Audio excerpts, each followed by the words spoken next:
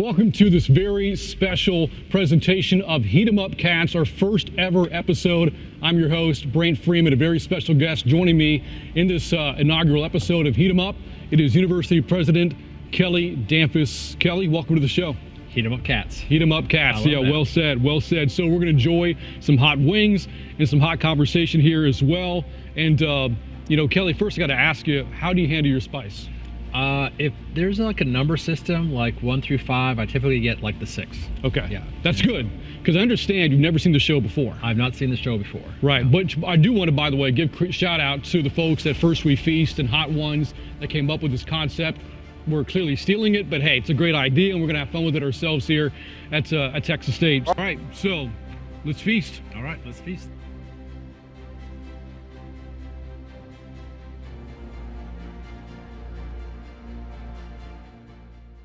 All right, first wing is one that has classic hot sauce. Does it already have it on there? Yeah, it already has it on there. Oh, it already has on there. It already I has thought it on was there. gonna pour Yeah, you're more than welcome to do that, Kelly, if you like your spice. Wow, I'll just take what you got.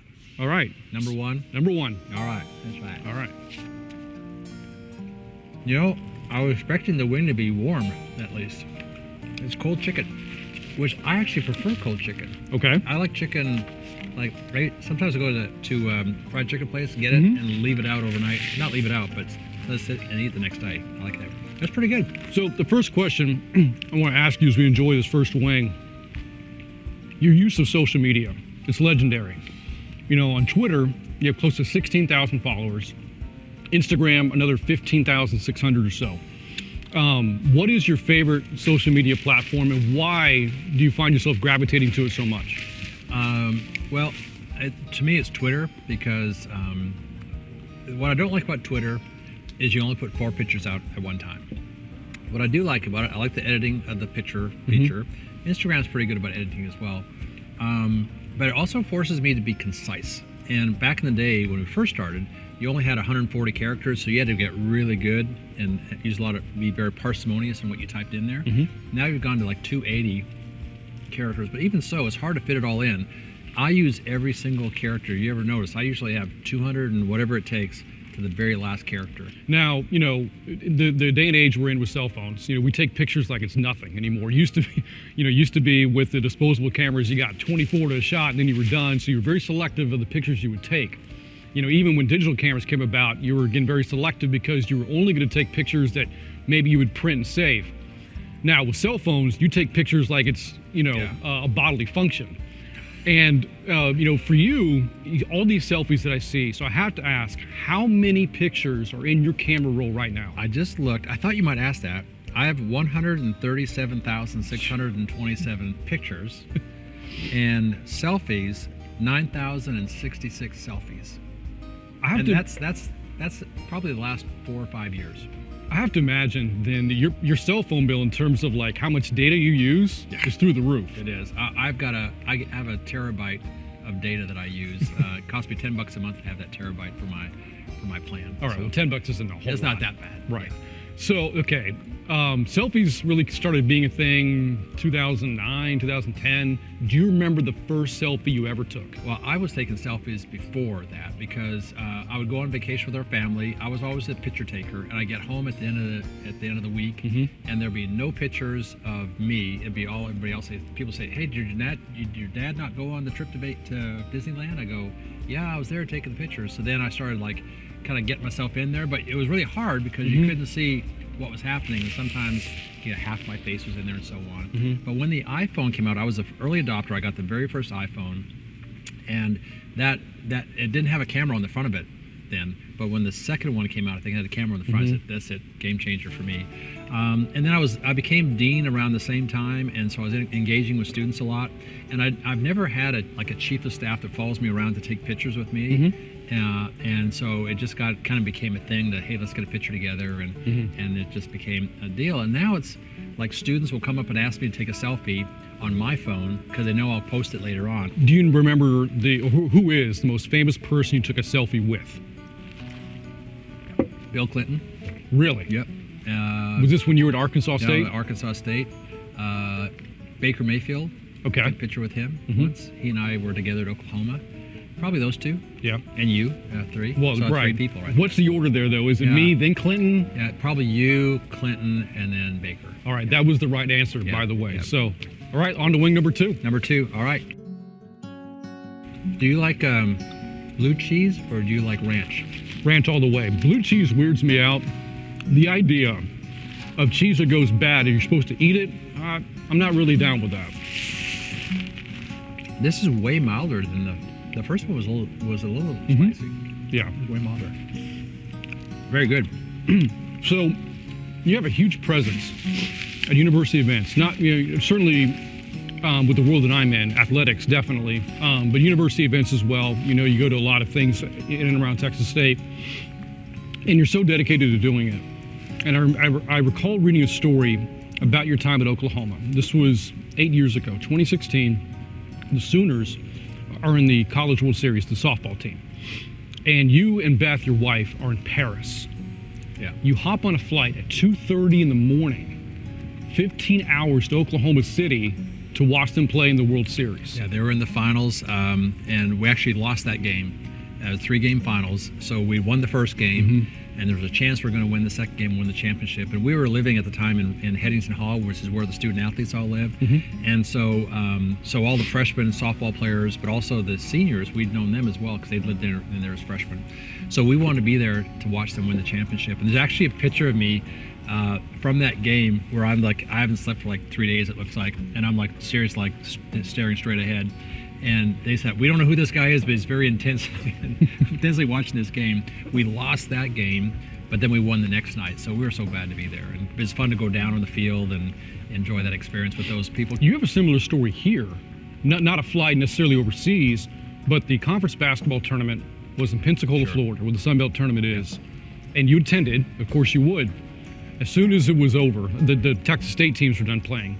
You and Beth, again, she's your partner in crime here, get in the car, and you drove how many hours to get here? So it's not quite right. So we found out that one of our alumni who I'm trying to connect with was going to be at the rodeo in Dallas. And this is going to be a one chance of a lifetime to meet this person.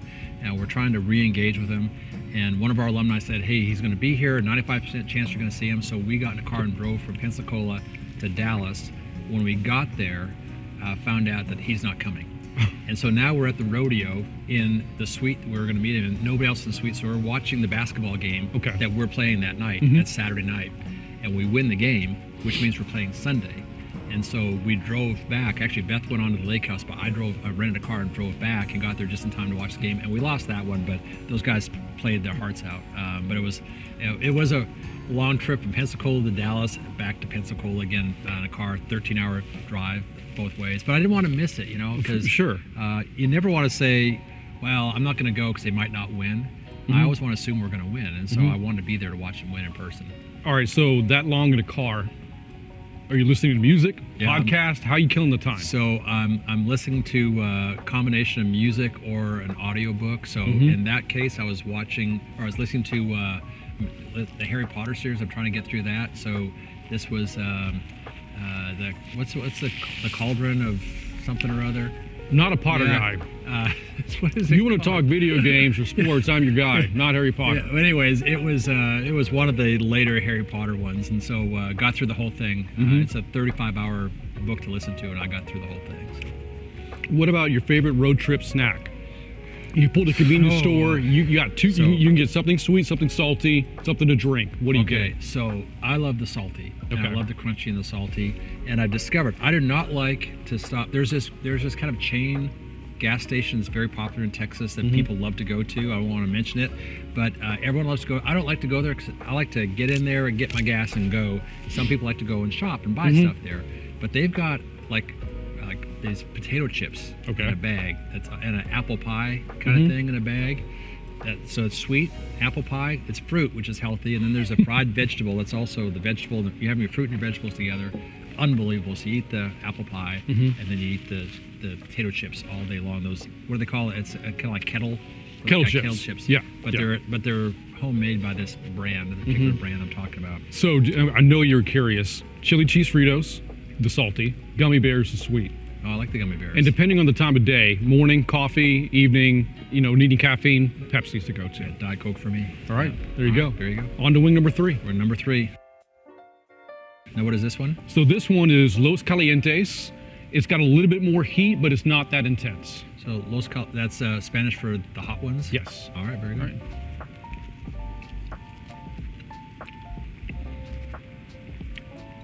I actually like the flavor of this one.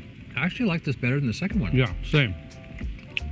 So you mentioned Baker Mayfield earlier, and I wanted to get into the story because you're a huge advocate for student athletes.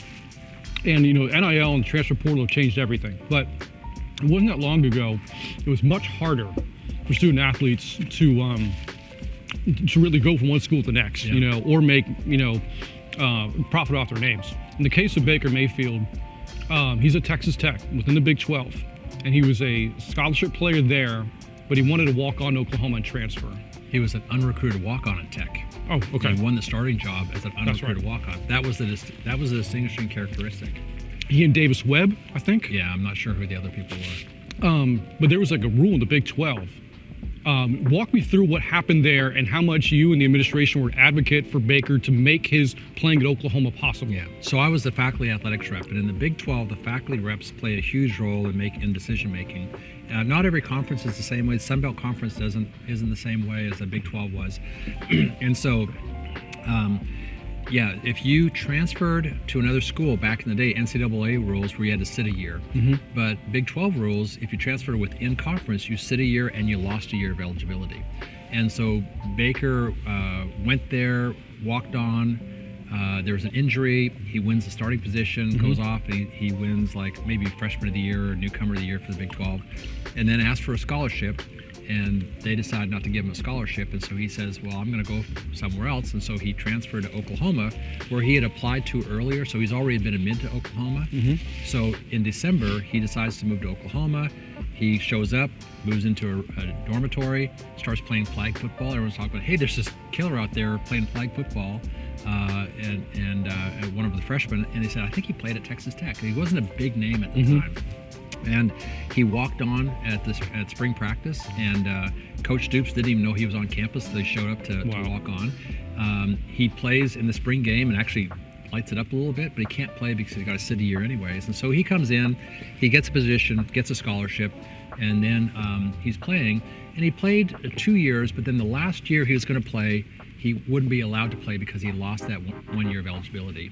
And so as the faculty rep, I had to advocate on his behalf to get that extra year back, which I thought would have been fair because he was not he was an unrecruited, non-scholarship student athlete. So how can you control if someone who you're not paying decides to leave somewhere? Why should you hold him back? And frankly, Tech could have released him to get that extra year, but they didn't want to. So we went back on behalf of the university, applied for a waiver or a new rule change that would allow an unrecruited walk-on to transfer but not have to lose a year. And very complicated process. The first day we met, I lost 9-1 was the first vote. Or 1-9. All the other schools voted against it, except for at the last minute there was a last-second change, so it was like 2-8 at the very end. That night, the sporting world news goes crazy. People asking, "What's a faculty athletics rep, and why do they have a role to play here? Or why are people doing that?" I told Baker, if I don't get this working out, I'm going to step down as a faculty rep. I can't do this anymore.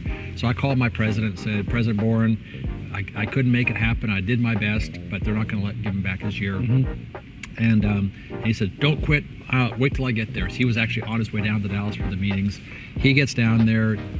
He starts talking to the other presidents. The presidents talk to the faculty reps. We meet again the next morning, and one of the faculty reps said, maybe we should reconsider. So we re-voted after a large conversation. One of the faculty reps got mad, threw his books together, walked out of the room. If I ever hear of Baker Mayfield again, it'll be too soon. And it was high drama. But finally, everybody came back. We voted. I think the vote was 6-4. To give him an extra year. So he got his one last year. So I got to keep my job as the FAR. He got one more year, and he wins the Heisman Trophy from that. It does speak, though, to the importance of a relationship with the student athlete and, somebody higher up in administration, in the case, with yourself. What type of relationships have you built then with the student athletes here? It's a little harder because, well, it was easier there because I lived in the residence hall with the student athletes, but it did give me an appreciation for what their life is like. And so, so the students that I engage with here, Beth and I invite every team over to our house for dinner one time during the year, typically before the season starts. In the past, if you won a championship, you got dinner with the president. But I prefer just to do it kind of for everybody and do it at the beginning so I can encourage them about coming back with the championship and have the dinner after. So we had the women's golf team got to do 2 dinners because they got the preseason dinner and then they got the postseason celebration, and women's basketball did the same thing last year. And so, but to me, it's harder to create individual relationships with student athletes. So some of them I do have really good relationships with, but there's so much demand on my time. To me, it's more important for them to see that I care about them by being there. And so if there's a basketball game or a soccer game, a softball game going on, I'm going to be there. If I'm in town and I don't have a meeting, I'm going to be there. So we're about to go up a notch here. Now the good news is I've been told from our producers we are allowed to swear. You know, if we can't handle it, they'll bleep it out, okay? Because this one can get pretty intense. Milk, have it ready. So this is called The Bomb, Beyond Insanity.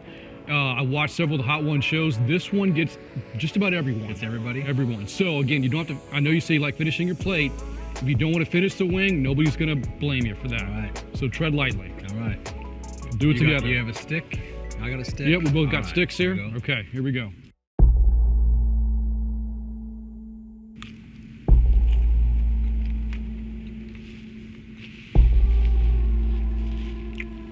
I'm already getting it. That's pretty good.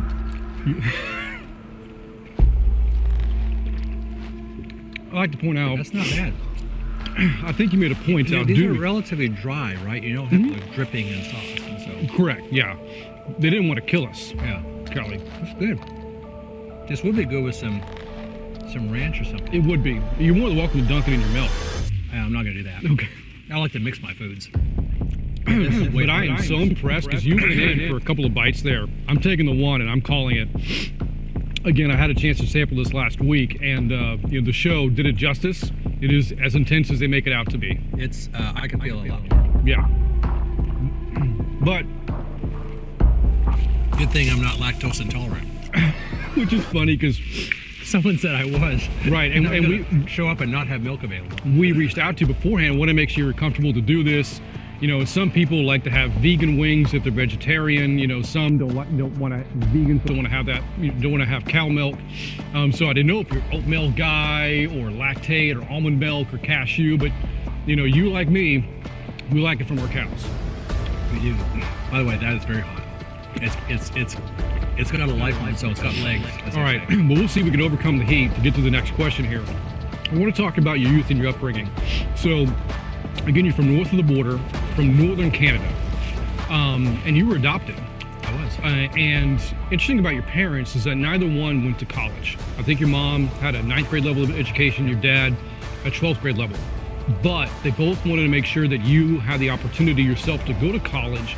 But I understand that initially you were hesitant until your senior year of high school. What changed your mind? Well, you know, it's funny. The Canadian system in the 9th grade, we basically decide what track you're going to go, the college route or the diploma route. The diploma route means you're not going to go to college. And so it's a little bit easier classes. And my mom made me go in the matriculation route, which prepares you to go to college. My mom made me do that, not because she thought I would go to college, but because she thought I'd be hanging out with better kids. And so, anyway, so I ended up going matriculation route and no dream about going to college. This is very hot, by the way. So, and February of my senior year, I moved down to southern Alberta. And now I'm in a new high school. I don't know anybody. And they're all talking about going to college. And I was like, really? I thought that was something Americans did. I'd seen it on TV shows and in movies, and it was literally a foreign concept to me about going to college. And so I like, where are you going to go? And they said, well, there's a city about 30 miles away, and they've got a university and a community college.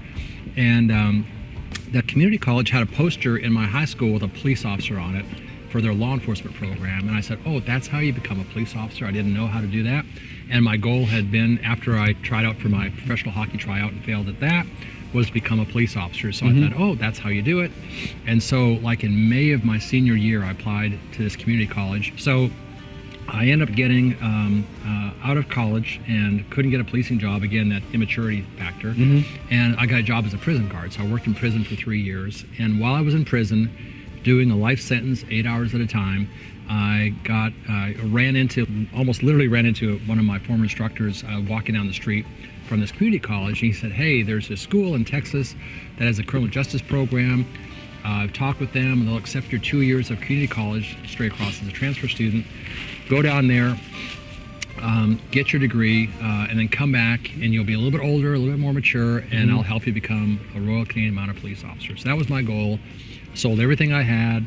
I bought a motorcycle, drove down to Texas. I met a girl who didn't want to marry a cop or Canadian, and that kind of sealed my fate for the future. Yep. I notice you're drinking while I'm talking, and you're soothing your mouth, and mine's burning here. That was the idea here. I'm here to punish you, Kelly. Mission accomplished. All right, so now we're getting ready for the last one here. Right. This is called the Last Dab Experience. So again, I know the show, you haven't seen it yet, so what we're gonna do is that now there's already some of the sauce on the wing. Okay. We're gonna put a little extra on the plate. I'll do this myself as well. Okay. You dip your wing in there, and we toast to one more wing together. All right. Do we have to Now, like dab it together or something? You work at your own pace. Now, I will say this one doesn't seem to be as hot as the bomb. It hits you differently. Okay. The bomb, I felt like it hit me in the front of the mouth and my lips are burning. This one, more the back of the mouth, but there's a sweet first taste to it. It's the aftertaste that kind of gets you. The last one, I could feel my lips. My tongue was really burning for a while.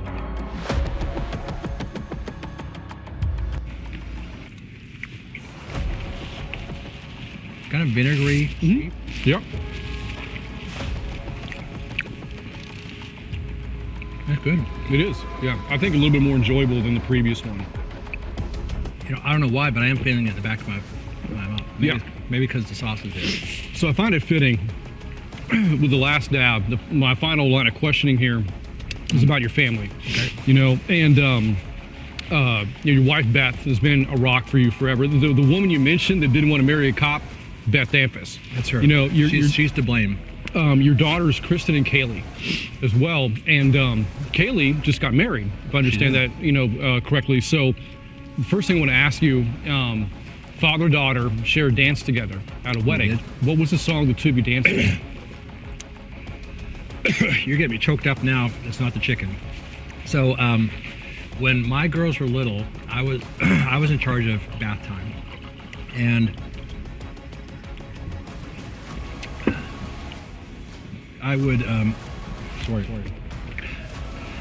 I was shampooing their hair, I would tell them to close their eyes, and while I was rinsing it all out, and I started singing to them, close your eyes and I'll kiss you, tomorrow I'll miss you. So I would always sing that to them. And so my youngest daughter got married first about 8 years ago, and she had that as our first dance. And my oldest daughter said, that's my song. And so we replicated it on Sunday for her. By the way, that's super hot. You're right. It kicks in later. It does. So we replicated and sang that, we danced to that song, Close Your Eyes, All My Lovin' by the Beatles. I'd like to point out that both Kelly and I, our eyes are watering right now. Again, not with the fingers, with the napkin. Dab in there a little bit. Woo. It is hitting. You mentioned the dinners at your house, and Beth is always there as well. So what are the roles? Who's making the food? What are you doing there, to help host? What's Beth's part in that? So when the group is small, when the group is small, Beth likes to cook herself. And she loves to cook, and she likes to think that the kids like to have a home-cooked meal.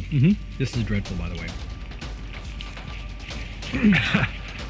Most of the time, though, the groups are bigger, like the football team. We'll have Chartwells will come out and cook hot dogs and hamburgers for them. Or we'll cater in fajitas for smaller groups. Well, Kelly, we have gone through what they call the wings of death. 1 through 3, not too bad. 4 and 5 hit us a little bit, but this has been some great conversation with you. We've got a chance to get to know about you a little bit more. I would now like to give you a chance to address our 3 cameras here. Anything else you want to say about what's happening at Texas State, not only the athletics, but the university itself? What message you have out there for everybody at Texas State?